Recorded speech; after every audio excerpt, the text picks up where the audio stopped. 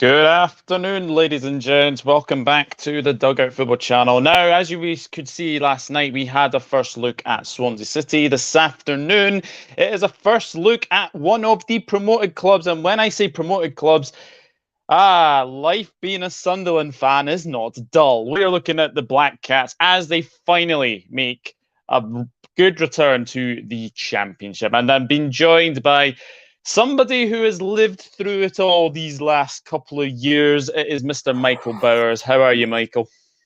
You've pretty much stole my words in your first two sentences there. Life as a Sunderland fan is not dull, and I have certainly lived through it. I'm all right, though. I should ask you, how was your wedding the other week? It was very good, thank you. Wonderful day. Wonderful day. Good. Glad to hear it. It seemed like it was a good day. But as you said, you know, I've lived through. Well, I've only been a football fan for about 11 years or so now. So basically, all I've seen is right. I know you probably prefer I don't swear here. So all I've seen is garbage. All I've seen is stuff that's not very good. Where we have been relegated from the Premier League. When I've seen clubs that I believe we should be competing with or being better than being well above us in the Prem. One relegation wasn't enough. We decided to do it a second time. Because why not? First time was so much fun, finishing bottom. Let's do it again. And then we had 4 years in League One, the worst spell of our history for banter. But yes, as you can imagine, I was over the moon to win the playoff final in May. I'd imagine it was probably more relief than probably a mix of joy and probably relief. A big portion of it was relief. Yes, I would say about a good at least 60-70% of it was relief. Because really, for me, as a club, we were never sustainable in that division because you would lose more fans and you would have, and the infrastructure and the outgoings of the cost of the outgoings is bigger than what the average of League One is. So yeah. I mean, in the Championship, at least we can level out and start to rebuild from there, providing we don't get relegated. Please no, I don't want League One ever again. Yeah, definitely. But we will discuss from obviously 2016 to obviously the present day. You're back in the Championship. Warm welcome back to the Championship. Kyle Mavin is in. I believe you're new. If anybody is new, please consider subscribing. Michael's link is in the chat as well. So go over and subscribe to Michael as well. Ryan, I am not too bad, my friend. I hope you are good as well. And good afternoon to John Conway as well. But yeah, we'll go from the very start because you did get relegated from the Premier League 2016, 2017. Was there an inkling in mind that you thought 17, 18, you would be doing back-to-back relegations? No. There was a lot of... let's put it this way. I know West Ham fans in particular won't like my opinion on David Moyes, so I won't say it. But afterwards, I had the impression that there was a lot of stuff behind the scenes and a lot of stuff off the pitch that needed to be sorted out. And as a result of that, I wasn't expecting to go up. In the Championship, in my opinion, you know, the lowest Sunderland's ever been prior to these last 6 years. I think it's like 3rd or 4th in the Championship. So really, we should have been expecting it, or at least expecting to aim for it. You don't have a God-given right. But at the same time, I thought we would finish 13th, 14th, 15th, something like that, just a stable season, and then push on from there. I think that hardly any of us going into that season expected us to finish bottom, or finish the bottom 3 or near relegation, but let alone that. And yeah, we had, as I'm sure you'll touch on, with Sunderland Till I Die. You know, the first season on Sunderland Till I Die captured the magic of that season, and I use magic very, very loosely. Darren Bent, a former Sunderland player, scores with Burton to send us down. The only consolation I had is that I was away on holiday that day, so I didn't actually witness it in the flesh. But yeah, that season was just disastrous in every way. Every little thing that could have gone wrong that season did. Nothing went right whatsoever.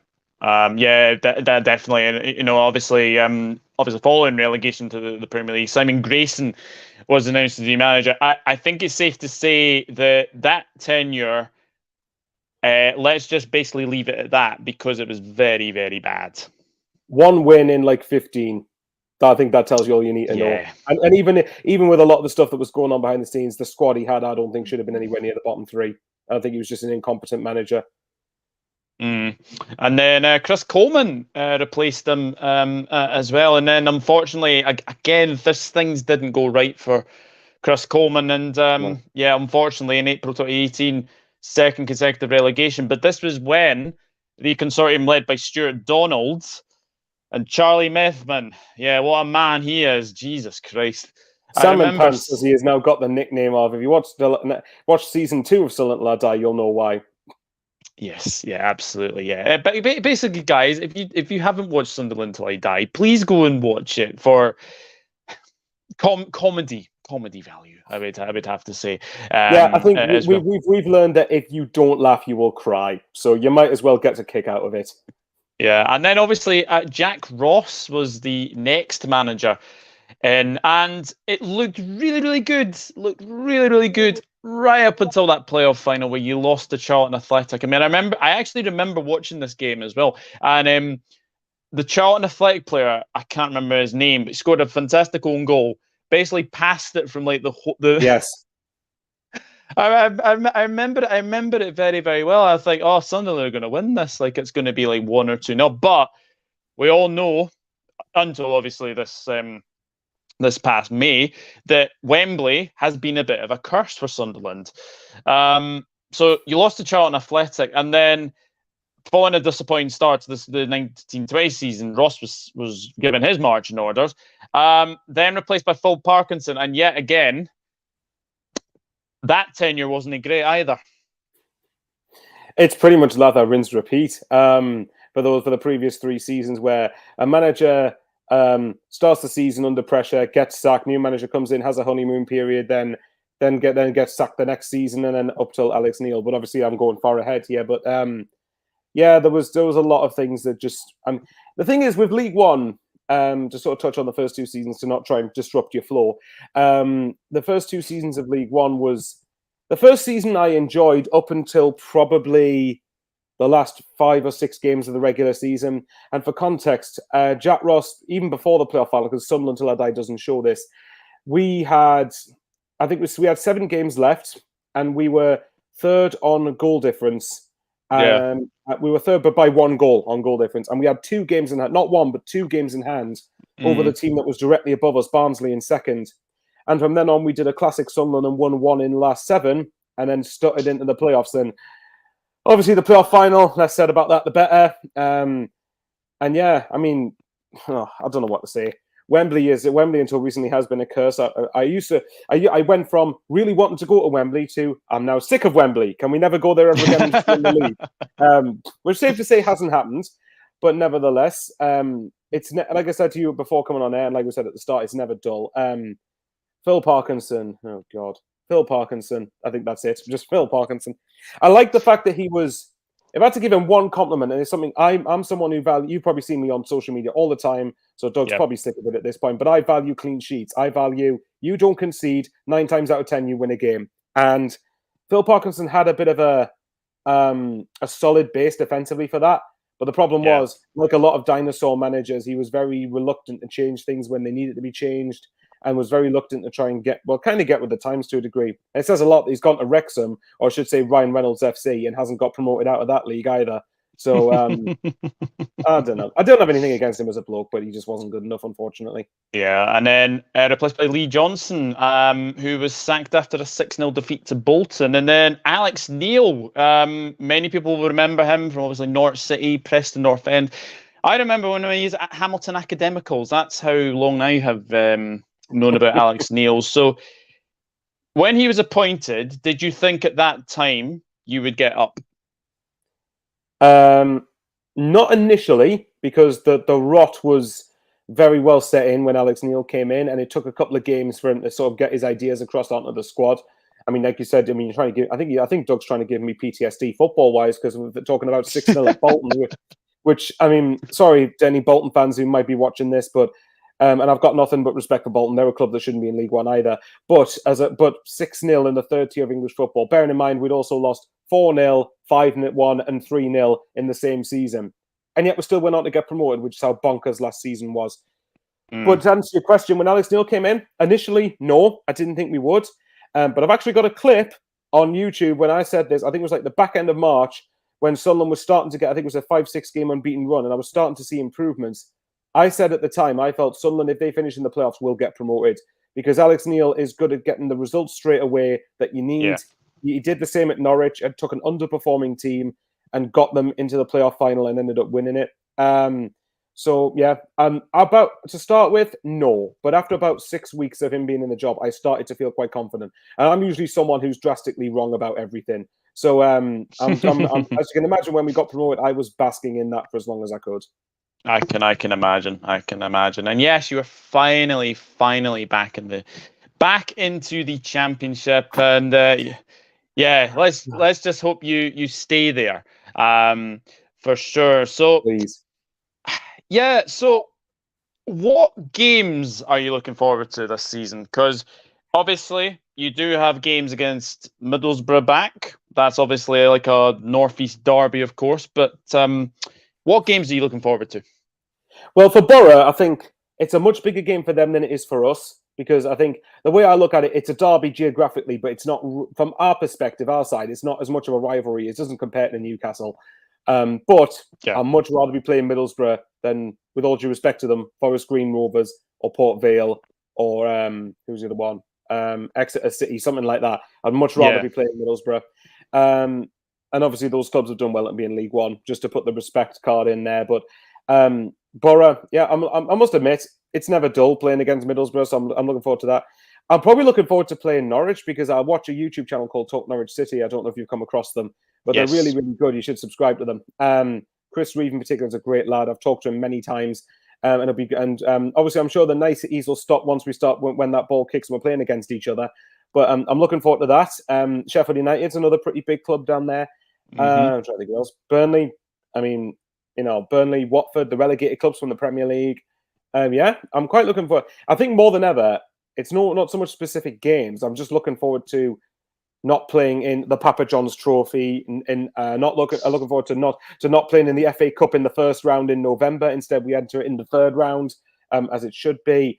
I'm just looking forward more to being back in the Championship more than anything else. But there were, like Borough, Norwich, but basically Middlesbrough and the relegated teams, like those sort of teams, West Brom, Sheffield United. It's good. It's going to be good playing against those sides, as opposed to what we would have. Do you have a wee hope that you might get like a Newcastle or someone in the FA Cup? No, I feel very sick in the build up to every derby game. Even when we won 6 games in a row against them, every single one I was bricking it, because I always thought, well, this is the time that run's going to be broken. This is the time that they're going to beat us and all that sort of stuff. And obviously, as you can imagine for yourself, whether it be Everton or Manchester United, the thought of losing to the team you dislike the most, or losing to them, just makes you feel ill. It just doesn't bode well for you. Well, I think I'm a bit of a happy mascot for Sunderland, because I actually remember there was one derby game I was at. It was a Fabio Barini winner. Yes, I remember. Okay. I remember being in that game, and fantastic atmosphere. Let me just say that, fantastic atmosphere. I think this was when both of them were very, very low down in the league, and I think it was Gus. I think it might have been Gus Poyet's first win as manager. Yes, it was. Well, there was a funny. You mentioned that there's a funny trade that goes on when during that time there was a run where a manager gets sacked, then a new one comes in, loses their first game, then beats Newcastle in their second game. It happened with Paolo Di Canio. Oh God, Gus Poyet, Dick Advocat, and Sam Allardyce. It happened with every single one of those 4 head coaches. They lose their first game, then beat Newcastle in their second, which was just a really weird and bizarre circumstance. But yeah, that was just a weird thing to throw out there. But yes, you are right. That game in particular was Gus Poyet's first win. Yes, and I do remember it very, very well indeed. Daniel Fenwick, how are the lads? Hello, Daniel. I imagine that you are new to the channel, so thank you very much for tuning in. I'm not going to pronounce this. Brown? Explosion GV. Good afternoon. I'm terrible with pronunciation, so you did better than I would. Yeah. Hello, Ian. Good afternoon, everyone watching. Hope you are well. I'm having a severe pain attack. I feel faint, dizzily, sickly with a terrible headache. COVID is real, guys. Stay safe and well. Ian, get well soon, my friend. Yeah. I hope you are feeling better soon. Hope you feel better soon, as Ryan says.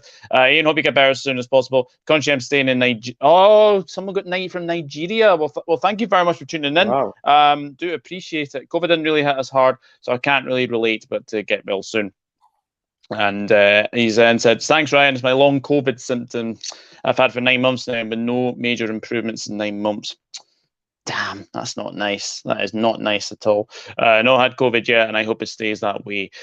Yeah, it is not very nice. Let me just say that as well. Me too. Ryan Callum McKee. I think that's how you say. How are the lads? Another Sunderland fan. Nice to see you guys coming in here. Thanks, guys. You unfortunately feel like a prisoner in your own home, and your brain wants to do things, but your body lets you down. Hi, is this a Sunderland channel? It's not really.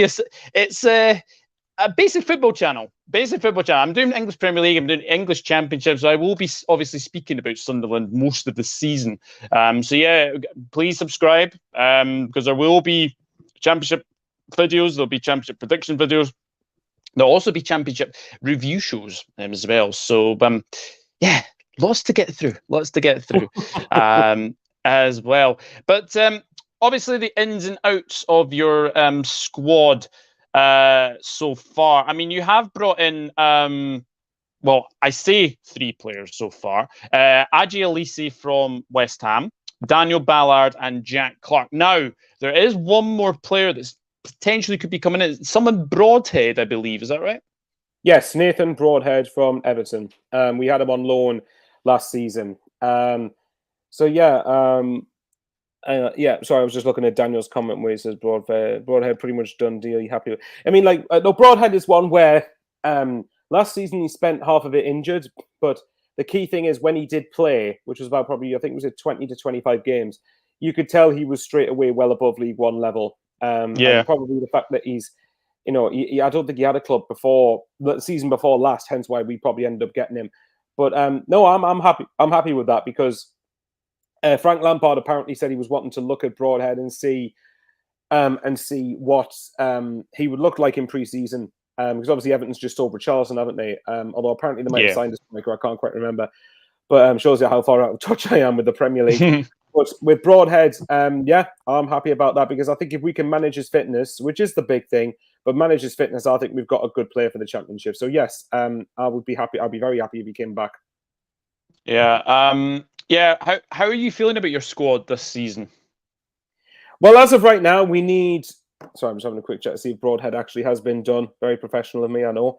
But anyway, as for this season, as of right now with the squad, I think we probably need another 5-6 players. I think we need a goalkeeper, a right back, left back, 2 strikers, one if what that would say another. Let's say Broadhead signs, so another striker and probably a combative centre midfielder. So that's about say 5 signings extra. I think we need.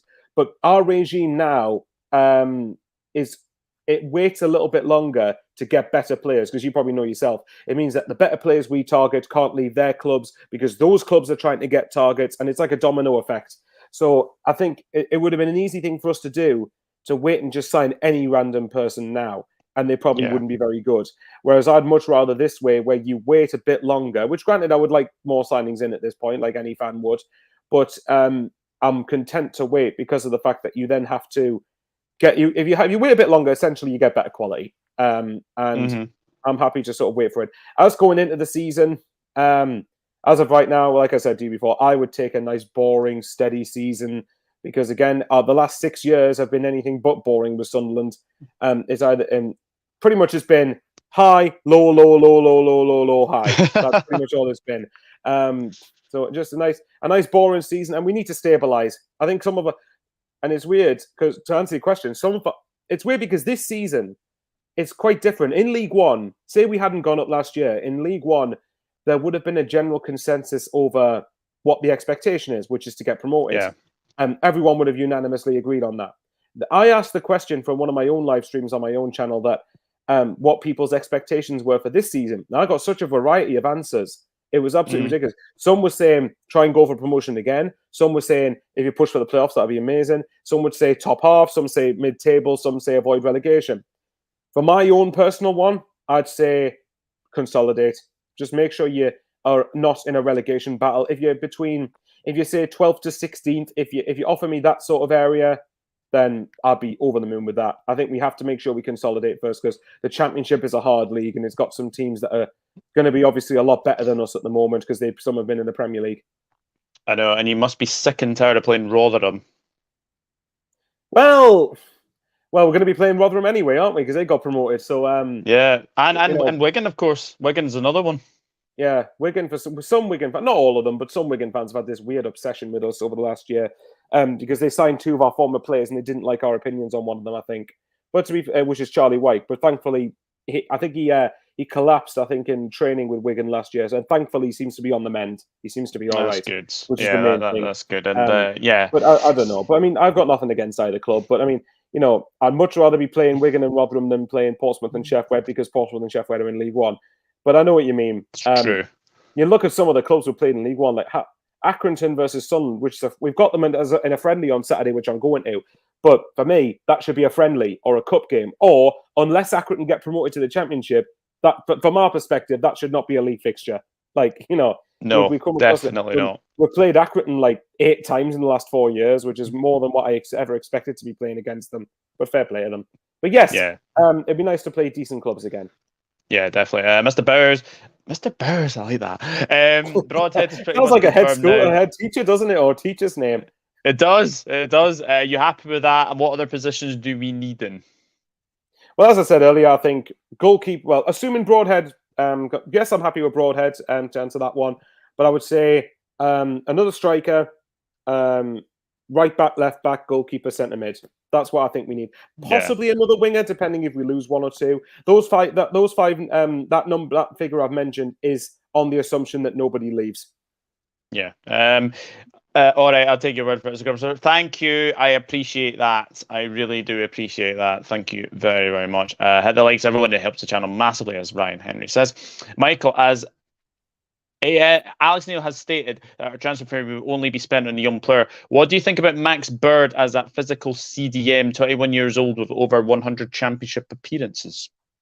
Who did he play with? I've got someone mentioned. Oh, hang on. Right, no, I think was it Brian, Brian, however you pronounce that name. Please tell me if I've got that wrong, because I probably have. But it says, will Derby be willing to sell him? I feel like they want to immediately bounce up. Sorry, I'm looking at that because if he's a Derby, yeah, probably. It sounds like, I mean, Derby as a team performed admirably when you look at what they had to contend with last season. And yes, okay, Mikel Allen has just confirmed it is Derby. Yeah, I probably would take him. I wouldn't be against that. Yeah, definitely. 2 signings I suggest are from a team relegated to League One in Barnsley. Stells is a decent wing back to get, and maybe Romal Palmer from Barnsley too. Interesting. Yeah, Barnsley were a strange team, by the way. One season they're in the playoffs, look like they're going to go up, and then bottom the next season. Next season they're bottom. What? Weird. Actually, I don't know if they were bottom, but they were bottom 3. But that's either way. That's a massive drop off. What was it? 5th to relegation? That's huge. All right, I'm gonna have a look at this. I'm curious. I know. Will Derby would be willing to sell him? I feel they'd want to immediately bounce back up. Thoughts about the Troy Parrots rumours? Yeah, I have seen Troy Parrots. I'd imagine this is just a loan deal potentially then. Yeah, well, for starters, we're dealing with Barnsley to finish one. Sorry. Well, you know what Daniel Levy's like. He's a right nuisance to deal with. Let's just say, for want of a better word. Well, for want of a word that doesn't, but that a word that doesn't involve swear words. But he's a particularly difficult person to deal with. Saying that, yeah, I would take Troy Parrott. But like you said, there's no way. The only way we'd get him on a permanent is if, similar to Jack Clark, where we pay a couple of £1 million in an outright fee, and then a lot of it is performance-related add-ons and how well we do and so on. I've got a feeling that Tottenham wouldn't sell us both Clark and Parrott. I think this will probably be a loan deal, but I would certainly take him either way. I'm sure they're open to listen to offers, and I think it's impossible to keep all the better performers from last season. Yeah, Derby, of course. I think if we were, sorry to interrupt, but I think if we were going to get him, I think it would have been before Derby's takeover happened. I think that, but I mean, like if we ask the question, then fair enough. But I doubt they're going to need the money as much anymore. But which, by the way, it's good that they're saved. But yeah, definitely. I'll say this in Gary Richards' terms. Good afternoon, old bean, Gary. Hope you're good. Sunderland are a good club. One does miss the derbies. It's thrown up some great games over the years. Yeah, Sunderland are a great club. Yeah, of course. I think Sunderland have an outside chance of playoffs. Ooh. What do you think of that? Well, it goes back to what I'm saying, that this season is so weird because it's kind of like unknown for us. The bare minimum objective is to avoid relegation. And then anything above that, some people will see as a bonus. Some people will see playoffs. Actually, of course. And yes, I can't do Scouse accent, so I apologize. That was terrible. But I'm curious to ask why he thinks we. I'm assuming it's a bloke. Why he thinks we've got a chance of outside chance of playoffs? Because I would snap your hand off. I'd snap your hand off for being in mid-table. But if he offered me competing for the playoffs, I'd be. If we were to compete for the playoffs, we'd have to get every single signing spot on for me. But I'm not going to say no to it, am I? No, definitely not. Daz, I'm good, thanks. How are you? Hope you are very, very well. If he was clock, what would your lineup be today? Yeah, we're playing Leipzig at 6:00. I think Adrian will start, which pains me to say that because Alisson is carrying a little bit of a knock. But I think it'll be Adrian, Trent, Konate, Van Dijk, Tsimikas, Fabinho, Thiago, Hendo, Carvalho. Oh, Firmino, I was going to mention you didn't. I was going to say you didn't mention Hendo. We could bring him back home, but never mind. So yeah, that's what I think. Daz with the thumbs up. I think Sunderland will go up, says Daz. Wow. There we go. Sunderland. Hang on, I've got a wooden table. I'm touching every bit of this wooden table that I've got. But would the best transfer of the summer be keeping this man, Ross Stewart, who obviously got you up to the championship after the game against Wycombe? Another player I remember from the Scottish Premiership, actually, Ross Stewart, played for Ross County, and I think you got him from Ross County. Isn't it funny that we signed Ross Stewart from Ross County? His club and the players got the same first name. It's just a weird thing. It's a me thing I've noticed. But yes, you're right. Ross Stewart is someone who last year, obviously, I think he scored something like 26 goals, including the playoffs. But his general, I don't know how much you've watched of him, Douglas, but I think that if you look at the playoff final in particular, like his movement off the ball and his interchanging with other players to bring them into play is, as Daniel says there, Loch Ness Drogba, which is the nickname we've given him, which he seems to like. Loch Ness Drogba. Yeah, that's the nickname that he's got at Sunderland. Oh, wow. Yes, so obviously, Ross Stewart, I love him. Ross Stewart is such a key player. Not just, I would take him getting 10 goals this season, but he contributes a lot in terms of general play. Honestly, I really rate him. And yes, to answer your question, I think that would be one. I would be one of the best deals of the summer, keeping hold of Ross Stewart.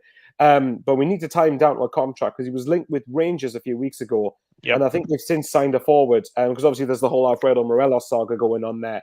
But Ross Stewart, like for me, get a contract on the table and get him to sign it because I honestly believe he would. I believe that when he adapts to the Championship, I think he would do well. I might be wrong, right? But as of right now, I think he'd do well. Yeah, Loch Ness Drogba. I'm gonna have to get over that Loch Ness Drogba a lot. I love that. Absolutely love those kind of. We're quite good at inventing. We're quite good at inventing names. Put it that way. Yeah, definitely. Loch Ness Drogba. Pre-season's been a bit of an interesting one. What happened in the Rangers game? We were 1-0 up, and then all of a sudden it got suspended. Power failure, apparently. On the stadium that we were at, apparently the power got cut, which then meant we were hovering around for about 20 minutes and then eventually just thought, oh, well, we'll just give it up and just, that one was weird. That was quite funny. But obviously, I think we beat Rangers 1-0 and we beat Dundee United on Saturday 2-0. But of course, we've lost 2-0 to Roma and then we lost 2-0 to Bradford the other night. I would point out that defeat to Bradford, we played probably about, at best, 4 first-team players. Majority of it was... more youth reserve teams, but not taking out. I mean, I didn't watch the game, but apparently Bradford were good, so I'm not going to take anything away from them. And for me, pre-season's all about. For me, it's about fitness and sort of trying out systems. I'm not too. In a way, you probably want a mixed set of results because you either don't want to get too down morale-wise, or you don't want to win every game and have the squad thinks it's better than it is and have a reality check when you get to the league. So maybe a nice mixed results would be quite nice. Yeah, definitely. And the Dundee United game, if anybody hasn't seen it, Charlie Mulgrew scores a very, very classic own goal where he completely mishits that one. Completely mishits it and it goes into the back of the net.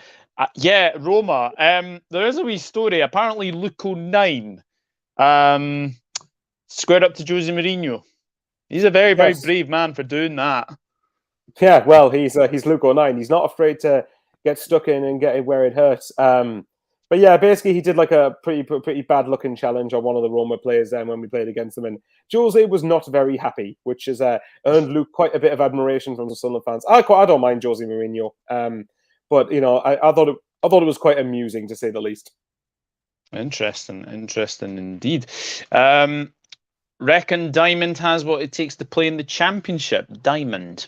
Jack Diamond is who he's referring to. For context, for those who, because I'd imagine nobody who's watching, apart from Sunderland fans, will know who Jack Diamond is. Jack Diamond is a winger who's came through our academy, and then I think in 2020 to 21, well, basically, I think it was like 2019, 2020, or the year before that, he helped get Harrogate Town promoted to the National Authority of the Football League. Then came back here in 2020-21, broke into the first team for a little bit. Then last season, bar a few games where we had to recall him back, he spent last season on loan in Harrogate, again in League Two, did really well. And then obviously he's in pre-season with us at the moment. To answer the question, personally, I've not been totally convinced with Jack Diamond when I've seen him. But to be fair, you could make the argument that he hasn't had a proper, say, at least a season running in the team. So he might do. I hope he proves me wrong, but I don't think he does personally. I would either loan him or sell him. Interesting.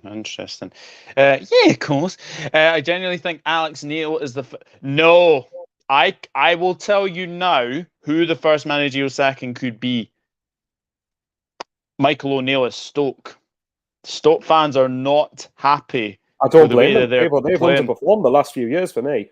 They have indeed with if Cardiff City fans are watching this, Aidan Flint scored a magnificent own goal the other night. I can't remember who they were playing. I think Bristol Rovers. I could be completely wrong. Yes, they were playing Bristol Rovers. They lost 2-0. But Stoke. I really think that Stoke could be in a spot of bother, and I do think Michael O'Neill could be one of the first managers to be set. Although having said that, I could say Paul Ince as well. I don't rate Paul Ince as a manager. Wild Dead Wolf, hi guys, just dropping in, give you a thumbs up. Thank you very much, Wolf. I reckon we will give him 6 months to see if he can. I think that's about Diamond. Diamond, possibly, yeah. It is serious. This guy's a Sunderland fan. He comments on me streams all the time. Welcome. So I am just having a wee look at your first, obviously, 6 in the Championship, and I have to say I would be pretty pleased with these fixtures. So you've got Coventry at home, which will obviously be on Sky. Looking forward to that one. It's a 12 o'clock kickoff on the Sunday. Then you're away to Bristol City. Then obviously you've got the EFL Cup against Sheffield Wednesday. That's going to be a cracking tie, that one. Home against QPR.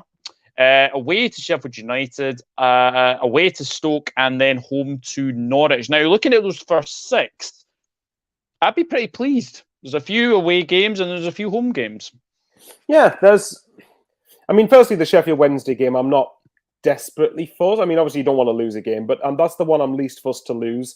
We already won the important game against them in May in the playoff semi-finals. But if you look at those fixtures, it's one of those weird ones where there's a couple of really winnable ones in there on paper, but there's also a few really difficult ones. I think having Sheffield United, Stoke and Norwich all in one go is quite tough. Norwich, spoilers, I think Norwich will go up. I think that's one where it's a really tough one. But saying that, it is at home, and at home, I'd like to think at home will be all right. Coventry is anything but an easy game, because Coventry have been a well-established side now the last couple of seasons in the Championship, and a very, very hard team to beat. So I'm expecting a tough one there. Bristol City, again, it's one of those. It's the first home game, but at the same time, their home record last season wasn't great. But this is a new season, and anything different can happen at this point. QPR's a funny one, because who's QPR's manager again? Is it Michael Beale? Michael Beale. I thought so, yeah. And obviously, that's a bit of an unknown one there. So it might be that it might take a bit of time. Hopefully, from my perspective, it takes a bit of time for his ideas to get across so we can win against them. And then obviously Sheffield United, Stoke and Norwich, I'd take not losing against. I think the first 3 games we need to get at least a win or 2. But it's the Championship. It's a Championship. Literally, the key phrase: anything can happen. It's such a mental league. It is a very mental league, and trying to predict it as well, which I will be doing at some point. Well, I can just point out, you can watch the Coventry game, the Sheffield game, Sheffield United and Norwich games are all on Sky Sports. So oh, there you go. There you go. I mean, not a bad wee return. Exactly. I mean, the Sheffield game was whether that got picked for Sky depended on the look of the draw. So that's that. But come on, we've got what was it, 4 games on TV in the first 6 or 7 in all competitions, which is absolutely crazy. Breon, the term World Cup in Scotland, they don't go, unfortunately. I think you mean probably try to qualify for the Euros in Germany. I think Ross Stewart is definitely one player that Steve Clarke is definitely watching. I think he's definitely keeping an eye out. I think he's changed my mind. Ross Stewart's rubbish. Don't go anywhere near him. but no, I think if he does start the season well, I think he will probably be in Scotland contention. And yeah, of course. Who shall we be keeping an eye on for Sunderland? Well, I do have your players here. Patrick Roberts. I am a big fan of Patrick Roberts. I like him a lot as well. Yeah, I think he's a very good Championship player. Alex Pritchard is an interesting one as well. And obviously if you have obviously watched Sunderland till I die, Luke O'Nine, he was mostly in that series, and also Lyndon Gooch as well, who I think you've managed to keep this season. Yes, we have. We managed to keep a defender, Bailey Wright. We kept Patrick Roberts, obviously, and Lyndon Gooch. We've given them all new 2-year contracts.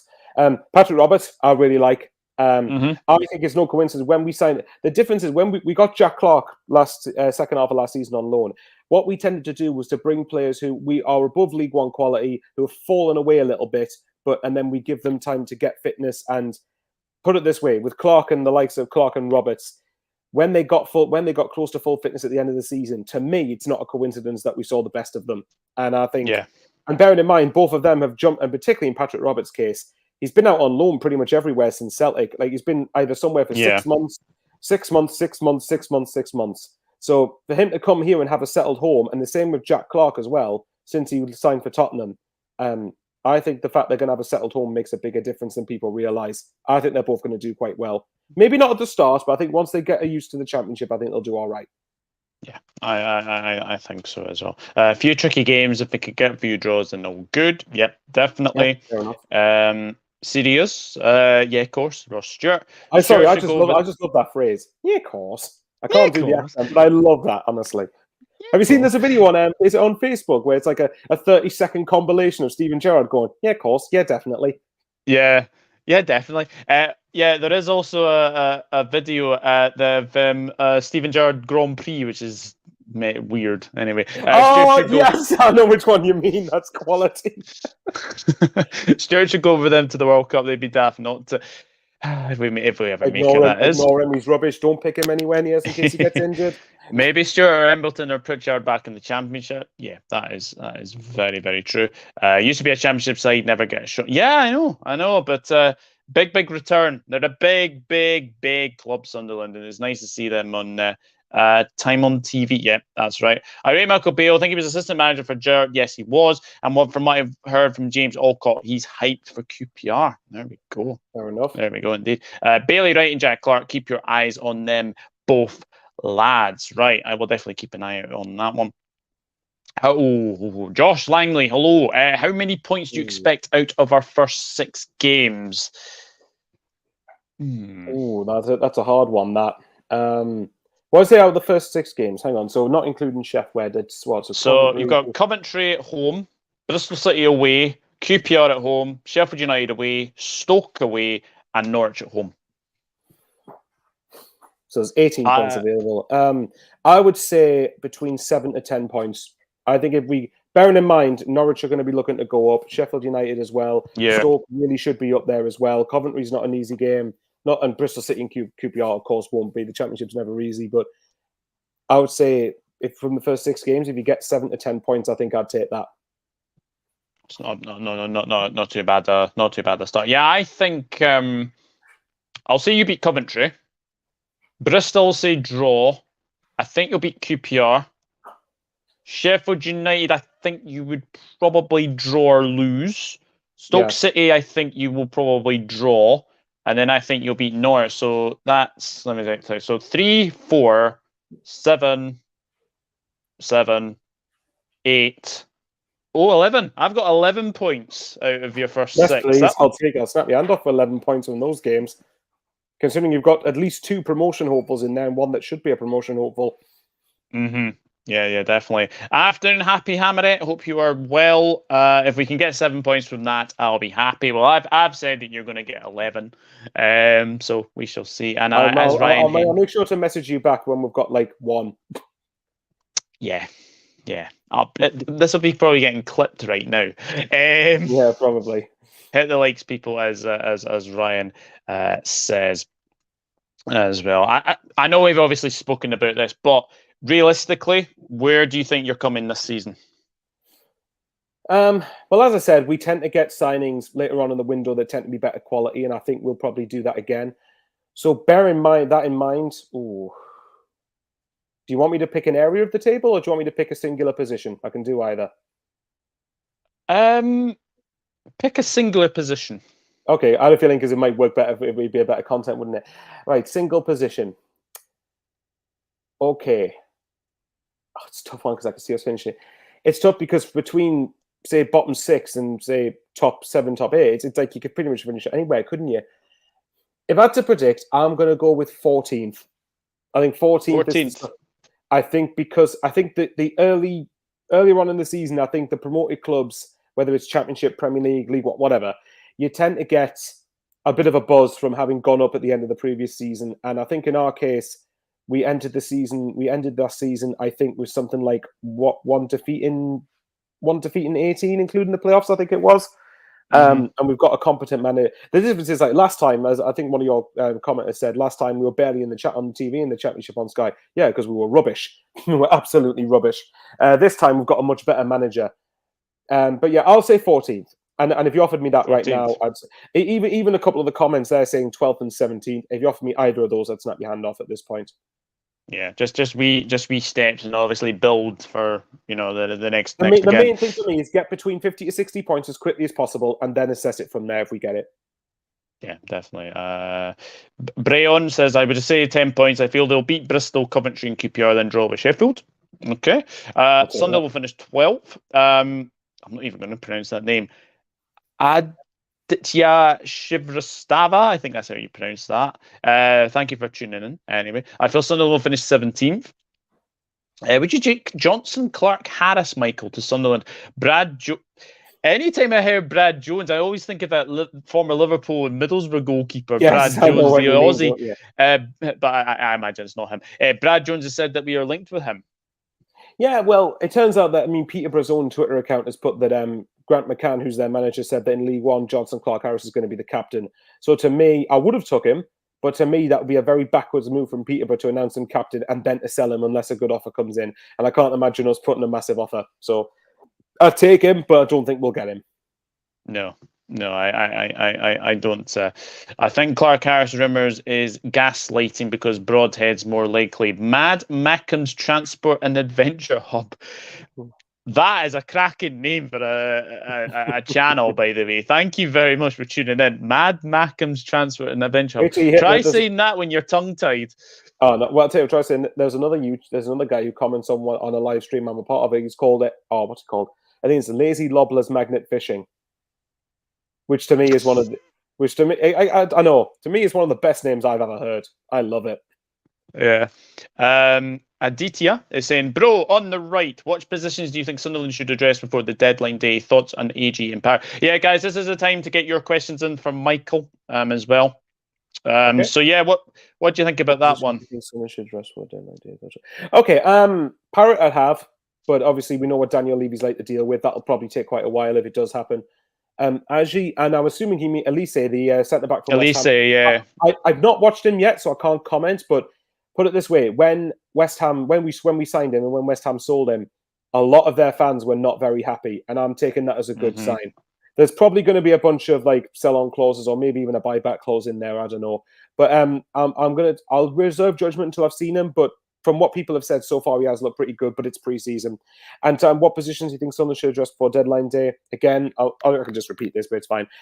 Goalkeeper, right back, left back, a combative centre mid, and if Broadhead does sign, then another striker. If Broadhead doesn't sign, then another 2 strikers.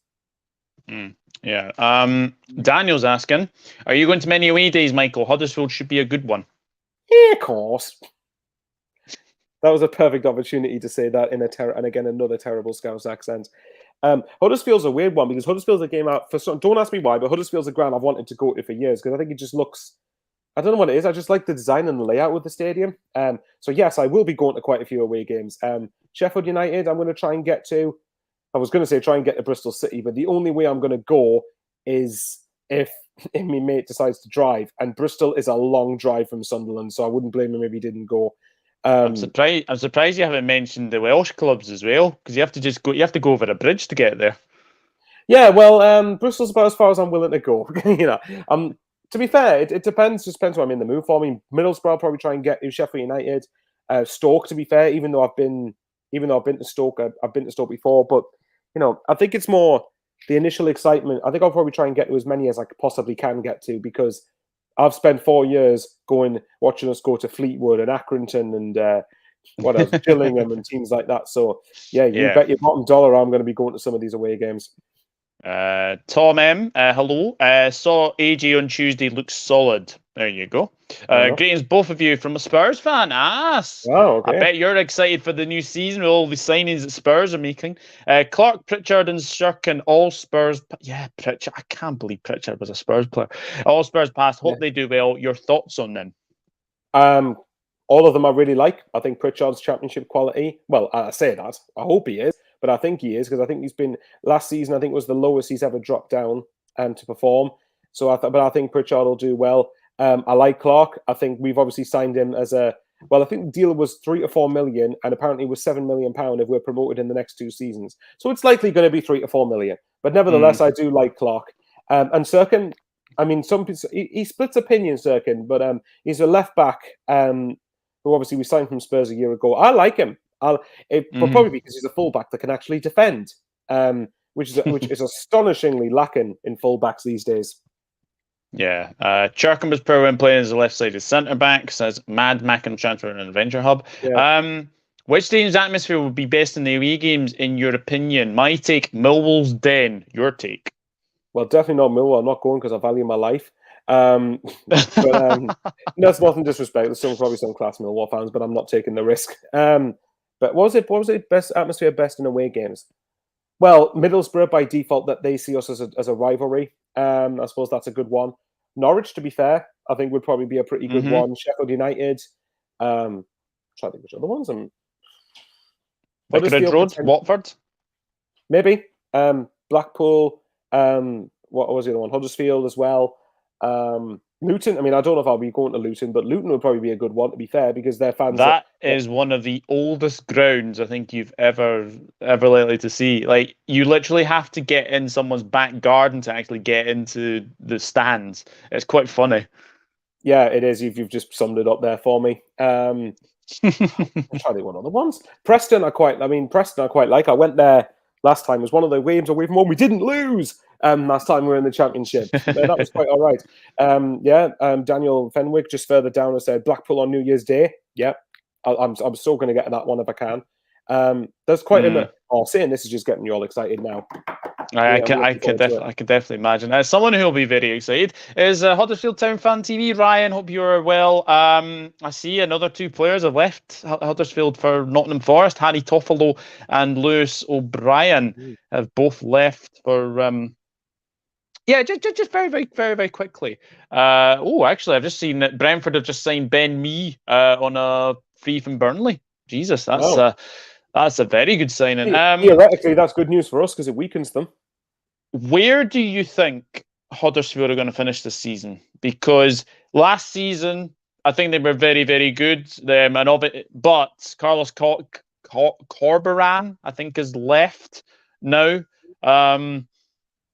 It's going to be an interesting one for Huddersfield. I think they'll probably still be top half at least, but I don't think they'll be anywhere near the playoffs or anywhere like that. Well, were they? Correct me if I'm wrong here, and this Huddersfield Fan TV, please tell me, mate, if I'm wrong here. But were Huddersfield not tipped to be around the other end of the table going into the start of last season? I'm pretty sure a lot of people said I think they were. Yeah, so I think they were. By a lot of people, they've said Huddersfield's overperformed. I think Huddersfield are probably top half mid-table, maybe. But if they push for playoffs again, considering they've lost a few key players, But then again, Yeah. nothing surprises you, so they could easily do I so. actually didn't want Shirkin to go out permanently. I wonder why we didn't loan him.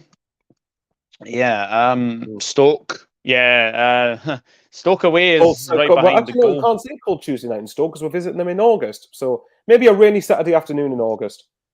Yeah, I've got 100% record at Norwich away, so that was my first away Get game. yourself Oh there, my! then. Yeah, I bet you've just jinxed yourself. That I'm joking. By then, Norwich will probably be aiming to go and win the league because we play them away in March, I think. But it's all right. We'll win them and we'll stop the parade. My dad is looking forward for me and him to go to Hull City away, which I'm looking forward to. Apparently, they have cracking bars around with good atmosphere. Right? I've never been to Hull, so that would be interesting. Blackburn away, Weathers. Hello, Blackburn away on my birthday. Class ground to go to. Fair enough. Blackburn's not a bad ground. I'm looking forward to visiting Sunderland Stadium as it's a new one I've never been to. Oh yes, Ryan, Stadium of Light is a fantastic stadium. I would definitely recommend it. Definitely. I would, but I'm biased. Our summer couldn't have got any worse, to be honest. Losing Carlos is huge, and then losing the biggest prize list of Lewis O'Brien and Toffolo is damaging. It is very, very was. Yes, we were one of the favourites to get relegated last season. There you go. Indeed. But yeah, we've obviously talked about life as a Sunderland fan. Definitely not dull. Michael, thank you very, very much for taking your time out on a Thursday afternoon to come on and have a talk about your beloved Sunderland, and you are beaming with joy that they are back in the Championship. No more League One. Tell? I can tell. I can definitely tell. Tell people where they can find you. Just my own channel. My name, Michael Bowers, as you can see. I do this summer I've been doing a few live streams with people. So if you want to go and subscribe, then you've got like an hour to kill and you've really got nothing else to do, go for it. And then obviously after Sunderland games, I just do a quick 5-minute review, reaction, whatever you want to call it. Just talking through the game, talking through the results and everything. So yeah, I think I'm on just over 3.6k subscribers. So if you could subscribe and get us to 4,000, that'd be really nice. Yeah, absolutely. Yeah, guys, the link is in the description. So obviously just go over and check Michael Bauer. And I'm pretty sure we'll have you back on the channel because obviously, like I said, I will be doing review shows as well. So I'm really looking forward to that. Yeah. Really looking forward to seeing. By the way, so thanks very much, Huddersfield Town Fan TV says he's just subscribed. So thanks very much. Oh, excellent. We'll just go through the last couple of comments before we do go. I heard Sunderland's away kit is light blue, but it's all rumours. The mad mistake. But I wonder when it comes out. Just love some announcements to get me excited. I have to say, I actually do like your home kit. I think it's a very, very clean home kit, and it's a very, very nice one. It doesn't have a mad collar like Swansea City's. Let me just say that. Jesus. You're not a particularly mad collar person, then. Definitely not. No, you like Sunderland's youth policy, or you want experienced players more? Will you have Dan Neil in DM, or a more experienced player there that may hinder his development? Interesting. I'd play him more, but it just depends whether Alex Neil fancies him or not. I think in League One, it was a very physical league. In the Championship, in theory, he'll get a lot more time on the ball because there's a lot more reliance on technical ability. Yeah, definitely. It's you've definitely got a very, very good squad there as well. But yeah, guys, thank you very much. Obviously, like, share, and subscribe to what you can to support the channel. We are very, very close now. I've just literally checked my YouTube studio. We are 2 subscribers away from 1.9k. So if there's anyone who's actually been in the chat, if you have liked what you have seen, please consider subscribing, as there will be more Championship content on this channel as well. And I will be having another guest. I'm not sure when my next one will be. My thinking it'll probably be Dan from Turf Moorhouse TV. I need to get that sorted. But I really do appreciate everyone watching this afternoon. Enjoy the rest of your afternoon. And yeah, Sunderland fans, you can get excited for the 31st of July, next Sunday, 12 o'clock kickoff, live on Sky against Coventry City. So I'll see you very, very soon. Take care. Bye-bye for now.